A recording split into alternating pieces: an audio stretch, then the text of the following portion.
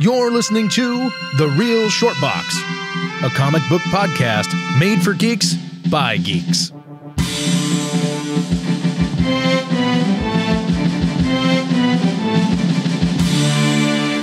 Good morning, good afternoon, and good evening to you and all the 24 time zones on planet Earth. He's jazzing it. Welcome to The Real Short Box Audio Podcast.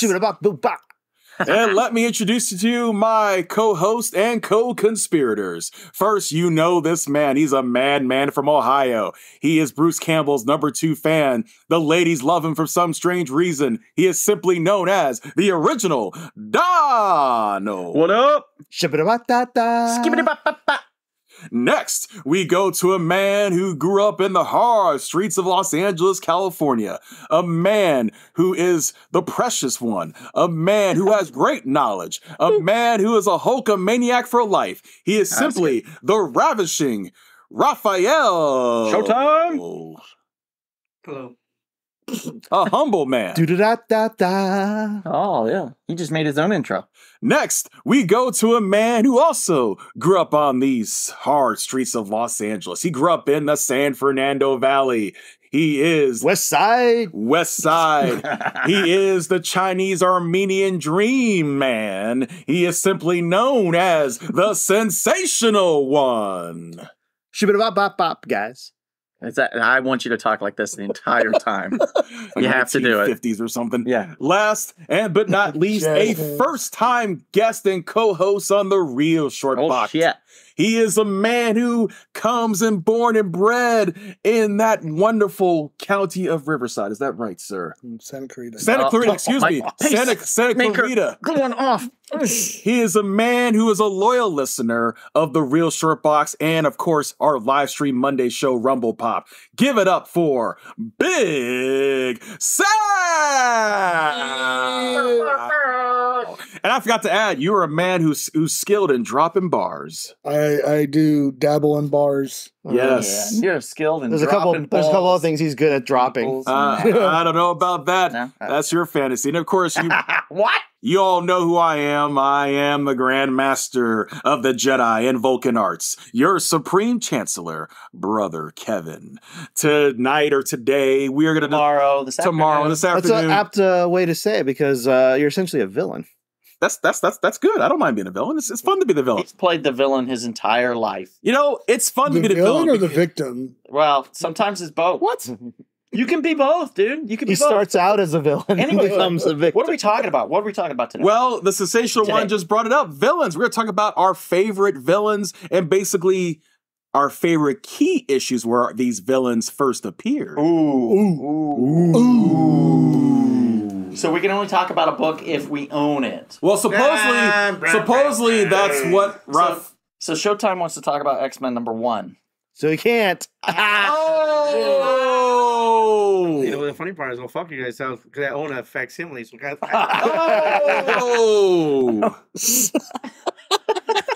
and you guys cannot talk about books that are missing pages. Ouch! That's brutal. That leaves out Catwoman and the Galactus for me. Jesus, Okay. have mercy. What about stolen books? That's So talk about a book. You can talk about M'Baku. Talk about a book of a villain of a first appearance of a book that means something to you. Don't That's just fair. throw a book out there. Talk about a book that either you're on out to look for, you've already obtained, or it's slipped through your fingers.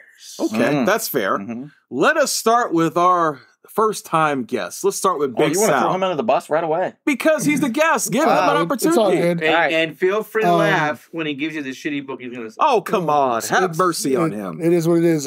But it's basically Fantastic Four 49. First appearance of Galactus. He told you he was going to talk. You know what? It's- Why don't you team up with him on this one, Kevin, since that's also your favorite? It's okay. You're a Oh, guest. that's your favorite. Well, It's okay. It's your guest. I'm a really big Galactus fan because I just love his story. Because he's not really, I don't see him as a villain. He's just a He's guy that's great. trying to survive. How's he not a villain? Well, Because he's just trying to survive, and the only way he can survive.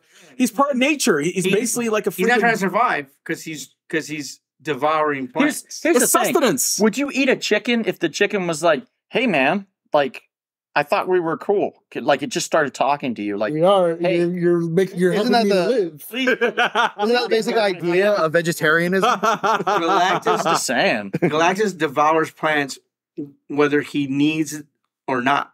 He just devours. So he doesn't go and say, I'm starting to run low. Let me find a planet. I thought he did. I thought he said I hunger, and then that's why he ate but the he's plant. always hungry. There's no way for him to be full. Mm-hmm. He's always hungering for more power. So he has all these heralds that go out and find these planets, but there's no end. Well, his hunger could never end. He's a Apparently, force of he's nature. so hungry He's that a he force can't of- go out and find his own food. He's a force of He's nature. basically me when I go eat sushi, like all you can eat. You know what I mean? He sends out. You send out. That's what Uber Eats Fine. is. Find me my sushi spot. You know, like, There you go. but no, I like Galactus because, like honestly, like it takes a whole bunch of superheroes to try to take this monster down, and Inevitably, it's always the Fantastic Four. which I don't understand why. Because Ultimate nullifier. They should just Colossus should have just thrown Or green at him. Franklin Richards, who made him his herald at one point. yeah, Made who his herald?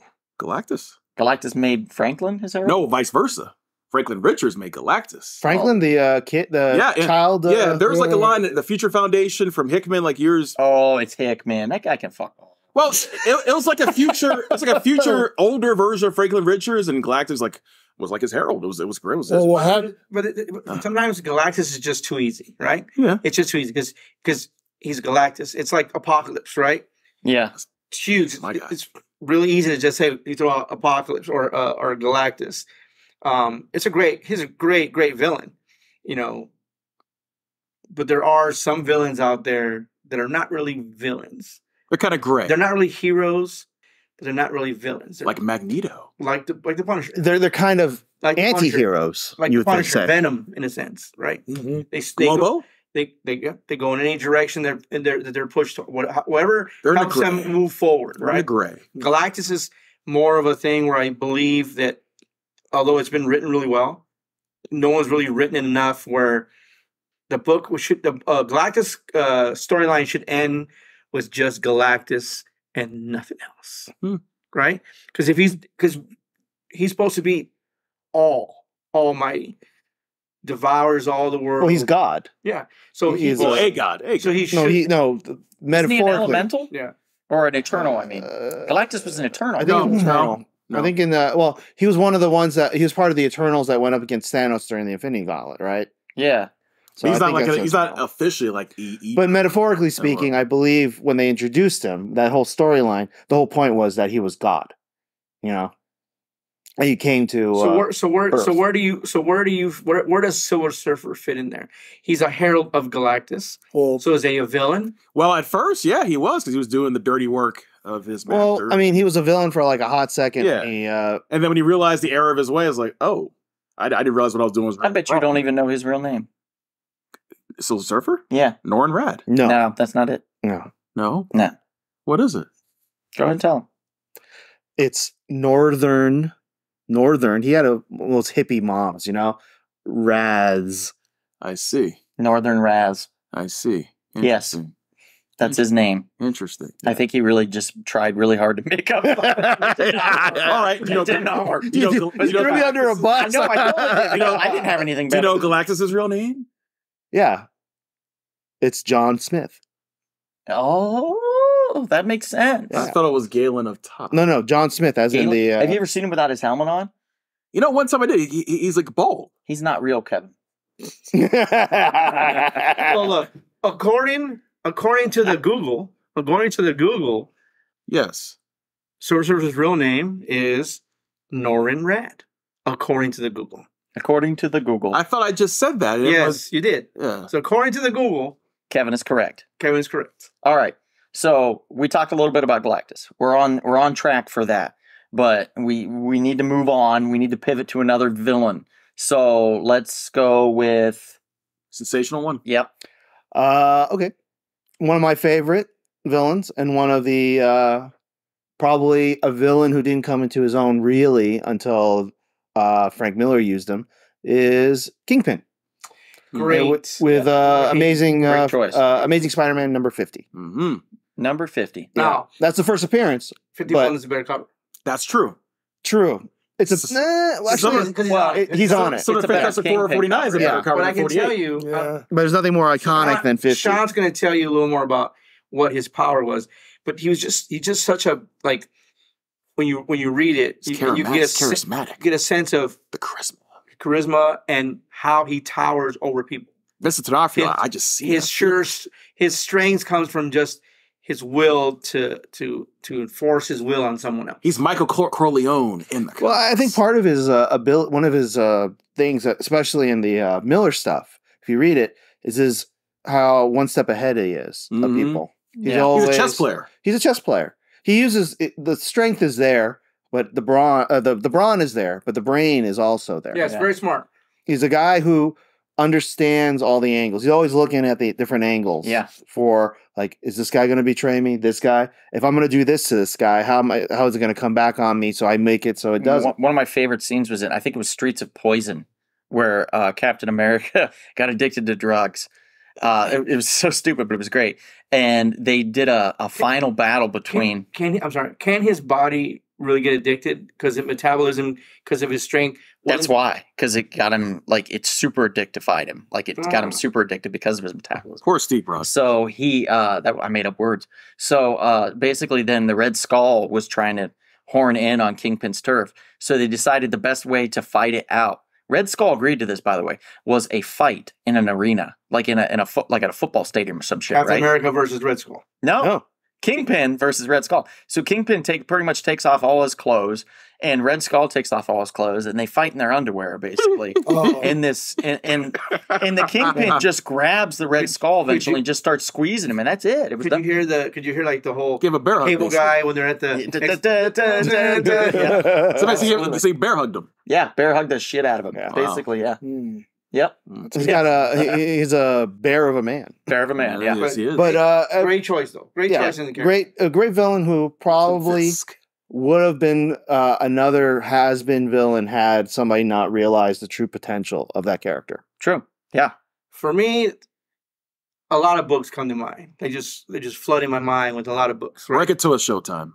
I think I'm gonna go DC. There's a Marvel character that I really cared for. I was going to Marvel. I think I'm going to go DC. Come on. Now we talked about a book that I would really like to bring up, which would have been Batman 121 for Mr. Freeze. But what I'm going to throw at you is a book that I'm not 100% remember the exact number of the book for first appearance. It's The League of Shadows. I think The League of Shadows. Yeah, Detective for something. In terms of villain, in terms of not a singular villain, but an organization, I thought was not used enough, but I thought was great. It was a great read. Talia al Ghul, Bane was part of League of Shadows. Ra's al Ghul, of course, right? Just huge. Like, there's so many things you could have done. And the read from that, I think that book on for like the next 6 books of that. Such a great read.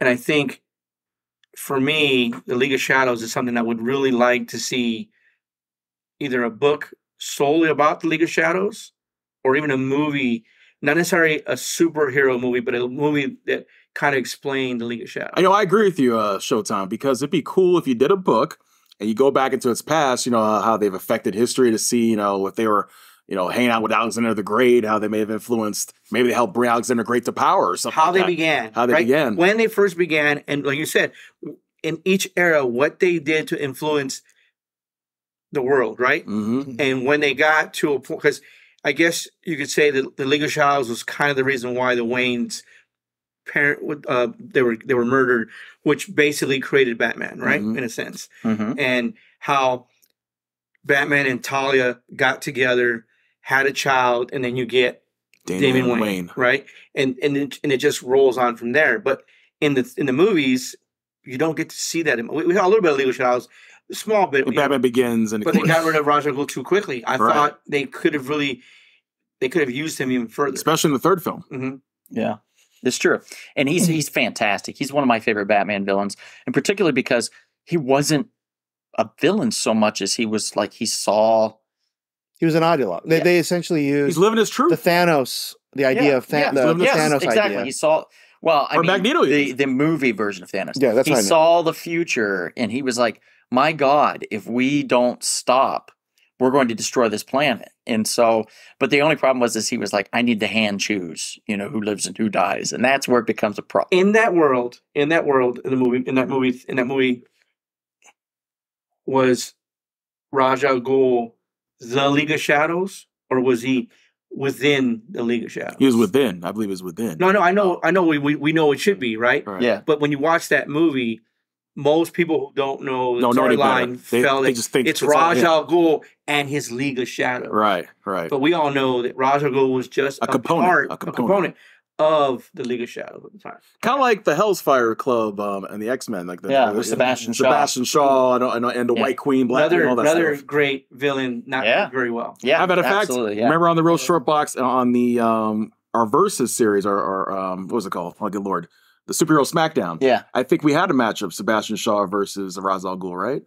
I think Jared did that. I think we did, and Raj won, Jared, right? Or was it Sebastian? I don't know. I argued for Raj. I think Sebastian won. I think Jared had Sebastian winning by just a little probably. Yeah, because he's more of an X-Men. So you want, like the beginning story of the League of Shadows. Would you rather have that live action or animated? Well, so you remember when the new Batman just came out? The new Batman that just released with what's his name? This chair's the worst. I'm moving out of this chair. This chair sucks. What was the guy's name? Stop squeaking. Can't remember his name now. So the latest Batman just came out. Right? Chair. It was more of a detective. It was more of a detective. Robert Pattinson. It was more of a detective movie. Batman. The League of Shadows would be great in more of a detective style. Even if it was a series like a Netflix or a HBO Max series where you would do the League of Shadows, where you would see how it was more of a crime family, right? Yeah. And then you would bring in towards like the middle or around the end of the show, you probably would bring in Batman in there, but you would have the League of Shadows just be crime versus the police, and how the police just can't match up to the amount of crime the League of Shadows is doing.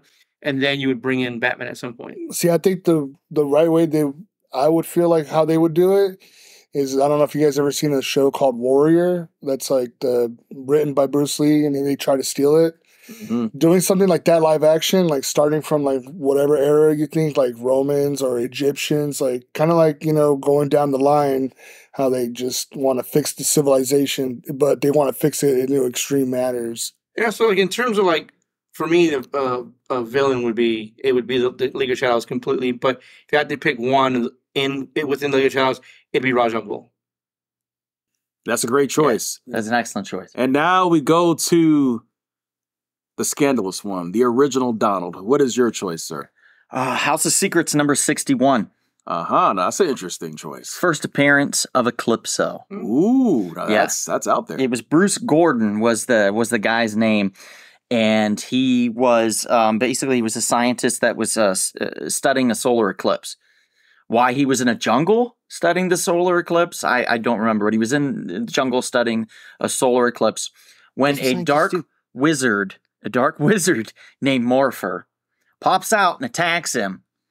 And they get into this big fight, and he overtakes Morpher, and Morpher and he falls backwards off this cliff. But he has this black diamond in his hand, and he scratches his cheek with it as he's falling. So basically just cursing Bruce with the Eclipso curse. So what happens then, every time that there's an eclipse, he turns into this maniacal demon-like entity that just is hell-bent on havoc and creating more of him, more eclipsed people that he can control. Oh. So basically it's like a zombie virus, but with like a kingpin, like with a head honcho, with Eclipso. Yeah. He's like the Pied Piper. Yeah, exactly. Or the DC character with Starro in a way. Yeah, kind of like that. Yes. So Eclipso's always been something that I really was fascinated with, because as he kind of got more advanced and more thought out in the DC universe, they made him they kind of retconned him a little bit, and they made him into the original Wrath of God before the Spectre. Mm-hmm. So they said, before the Spectre, there was Eclipso, but when God gave him his wrath and told him to go forth and do this, Eclipso got out of hand, and he was like, well, no, I want everybody to work for me. So he wanted to be his own God with using God's powers. And so then that's why he was then taken off the god's wrath throne, so to speak, and the Spectre then was created. And so Eclipso technically is as powerful as the Spectre, which I always thought was super cool. I always loved the Spectre, but finding that out and them adding that to the journey of Eclipso, I thought was so cool. I love the character. I think it's super cool. Super fucking hard to find in high grade too, by the way. Let me tell you that. Even in mid grade is hard to find. Yes. 1963. Best I could do was I got a 3.0. And it looks fine. You know, it's not an amazing shape, but I was happy with it. I was just happy to find the first appearance of Eclipso, period. Because it's not, you're right, it's not an easy book. It's not a out there book. Yeah, it's not a book that anybody cared about, period. Yeah. But I love it. I love the character, and whenever he pops up, I always get it because I'm super stoked. Even I think it was Keith Giffen that wrote the run of Eclipso in the 90s when he did that, and Bart Sears, I think, did some of the art. It was cool. It was awesome. Annoying jewel placed on the front cover. With that cover with the plastic jewel on it. Yeah, that was the mini series, and then it spawned I think a 12 or 13 issue regular series that was eventually canceled because it's Eclipso, you know. But the fact that they took that chance was pretty amazing to me. What do you got, Kevin? I have one of the greatest villains of all time, top 3 for sure. Victor Von Doom, Fantastic Four #5. A lot of people can make fun of my copy of it, but I don't care. It's a low-grade copy, but it's a great copy. It's a great villain. You cannot go wrong with, and hopefully one day, 4th time will be the charm when they get to the next Fantastic Four reboot, that he is done justice, because he has not been done justice yet on the silver screen. I don't know. I mean, it's kind of 50-50 for me, because the first one that they did was 100% a better rendition of him than the second. The Roger Corman one?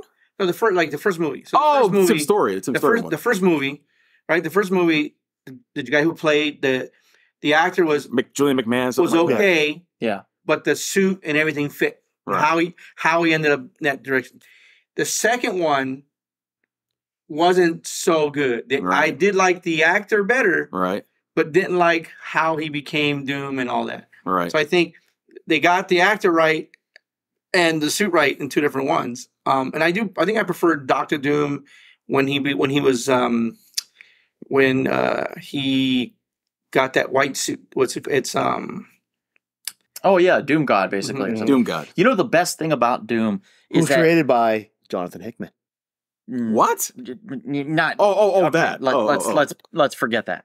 So the best, I'm saying the best thing, because that's not the best thing. The best thing about Doom, though, is that he's a perfect villain for any Marvel hero. Yes. He was multifaceted. You could place him in an Iron Man book and it made sense because he had an iron suit.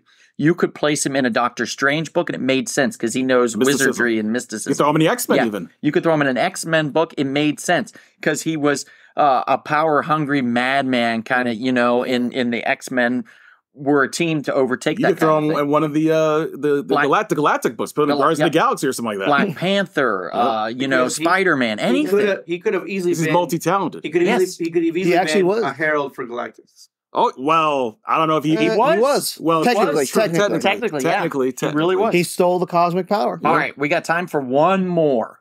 So let's all collectively think if we can think of one. Collectively. What do you think, guys? What do you think? Think in your head, and then we'll all say it at the same time. I guess the one book that none of us can ever afford anytime soon, Batman issue 1, I believe. Oh, wait, are we doing that? Joker, or Joker? We're going to the Joker. I thought we were all going to say it at the same time. I'm sorry. Yeah. What are you thinking, Kevin? Sal? Let's meditate. Well, now I'm thinking the Joker. You said it. Wow. Yeah, you fucked us. Yeah. Could have done Riddler too. Detective Comics 140. Well, I was going to say the symbiote that eventually becomes Venom, but was I thought better when it was just a symbiote. Okay, so here's what I want to see. I want to see the symbiote get a hold of the Joker. Two different organizations. I know, but that would be so cool. I got a better one for you when I do it. Hey, that's it. That should be a cool crossover episode we talk about, like things we want to see. Like, for example, the Incredible Hulk, Bruce Banner with a Red Lantern ring on him, raging like a madman. Oh yeah, that'd be good. That'd be freaking scary as hell. That'd be frightening as hell. Here's my real question.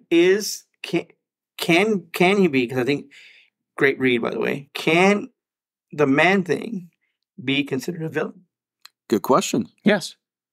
I mean, he who knows fear burns at the sight or touch, right? Of the man thing. Correct. So if this big motherfucker that looks like a monster bush tree just shows up in your backyard and you're scared, you burn? Actually, I read I thought it's supposed to be that they have to be guilty of something. Yeah, I read the book. Kind of like I read the book. Penistair from Well, then they Ghost need to Rider. make a better tagline. No, yeah, but I read the book, and in the book it explains that he who has fear of what he has done will burn. So if he grabs you and you have committed a crime of some sort, and you're in fear of that crime, you will. You know who has some of the best taglines is the Shadow. The weed of crime bears bitter fruit. Those who what's the other one? Evil lurks in the dark. Who knows what evil lurks in the dark hearts of men? But the shadow knows. You know, that kind of stuff. Is that the Alec Baldwin one? Is Moon Knight a villain? He was, right? His first appearance. Because he fought Werewolf by Night, if I recall. He was a mercenary. Yeah, so. He was not a nice guy. Plus, some of his personalities are not nice. Yeah, and we were learning that a little bit in the TV series. And I think we're going to get a little more in season 2. Yeah. I think you consider the Punisher a villain. Yes, definitely. You could be a villain. Yeah, very easily. Yes. Who do you think would be a good Doctor Doom? As if you could pick any actor right now to play Doctor Doom, what do you think would be? Keanu Reeves. Oh my Keanu God! Reeves? Get out of here. No way. I don't know. It's tough because Richards. I would prefer to have a great story. Kylo Ren supposedly is up for Yeah, I'd rather have a great story supposedly than a great actor. That's the key. So me personally, Henry Cavill. I think I knew you were going to say that, bro. I think he would nail Doctor Doom. You want to get nailed by Henry Cavill? He is. Henry Cavill's kind of boring. He's just. Have you seen him in The Witcher? Yeah, he was okay. Have you played the game? No, but I'm saying he's okay. Of The Witcher? Yeah. Dr. Doom requires a charismatic figure. He played The Witcher crazy. If he was younger, because obviously they're going to go young, right? Right. Maybe 30. The answer for me would have been Fassbender. Yeah. Because he would have thrown in a slight European accent, not a heavy one, right? But just slight. Right. Let's just say. Plus, he's got that snobbiness. What about Mads Mikkelsen? Mads would be great, but I think a little younger. Just say the same thing. Same with the age. What's the guy's name who plays Venom? Tom Hardy. Tom Hardy. I actually would want to see that just to see what voice he. Yeah, he's good at everything. Just get Tom Hardy. But he's not even tall. I want to hear what his voice is. So you want Nick Cage? No. Because Nick Cage just makes up voices all the time. No, but Tom Hardy puts some thought into it. And no one said Bane. Bane, great villain. Great. Yeah. Oh, he's briefly mentioned. Well, Bane is basically the Kingpin. Yeah. But pretty much. But I think we've kind of wrapped up. Yep, that's good. That's good. Thank you. There's all no for more villains in. out there. Yes, we're done. We've done the whole list. Maybe we'll do a part 2. Who Probably knows? should. Thank you to Big Sal for being a special guest on tonight. Thank you to everybody else out there listening. And thank you to our sponsors, Splattered Frog Brewing Company and Haas Hot Sauce. We appreciate you guys, so check them out if you can. Go to their websites. You know the websites. Just go to them. Enjoy their stuff that they have to offer. Enjoy the fruits of their loins, right? No, that's not it. Don't consider enjoy them the loins. villains Never in mind. your story. There's no loins. It's like involved. saying enjoy their dick. Yeah. Yeah, right. Enjoy their dicks. No, thank you guys for tuning in. And if we don't see you out and about anytime soon, perhaps we'll see you at the dastardly, villainous, and swindling comic book shop. Not this one, though. This has been The Real Short Box. We'll see you at the comic shop. Thanks for listening.